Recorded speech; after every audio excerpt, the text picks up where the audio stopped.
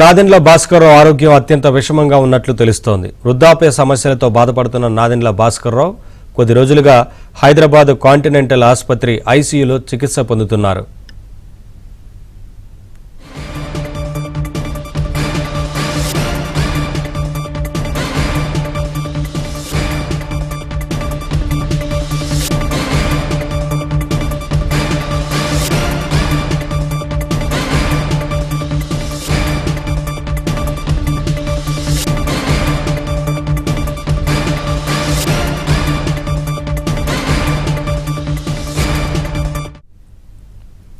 మాజీ సీఎం నాదెండ్ల భాస్కర్రావు ఆరోగ్యం అత్యంత విషమంగా ఉన్నట్లు తెలుస్తోంది. వృద్ధాప్య సమస్యలతో బాధపడుతున్న నాదెండ్ల భాస్కర్రావు కొద్ది రోజులుగా హైదరాబాద్ కాంటినెంటల్ ఆసుపత్రి ఐసీయూలో చికిత్స పొందుతున్నారు.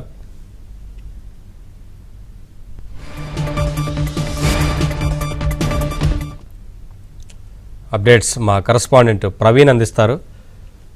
ప్రవీణ్, మాజీ సీఎం నాదెండ్ల భాస్కర్రావు ఆరోగ్యం పరిస్థితి విషమంగా ఉన్నట్లు సమాచారం అందుతుంది. గత 10 రోజులుగా అతను ఆరోగ్య సమస్యతోటి బాధపడుతున్నాడు. అయితే గతంలో కూడా చాలా సందర్భాల్లో తన అనారోగ్య సమస్యతో బాధపడుతూ కాంటినెంటల్ హాస్పిటల్ అడ్మిట్ అవ్వడం, తర్వాత కొంత రికవరీ అయిన తర్వాత డిశ్చార్జ్ అయ్యి వెళ్ళిన తర్వాత తిరిగి అలాగే ఆరోగ్య సమస్యలు ఉన్నాయి. అయితే వృద్ధాప్య సమస్యలతో బాధపడుతున్నటువంటి నాదెండ్ల భాస్కర్రావును 10 రోజులకు పైగానే హాస్పిటల్లో అడ్మిట్ చేసినటువంటి పరిస్థితి. ప్రస్తుతం ఐసీయూలో తనను చికిత్స అందిస్తున్నారు.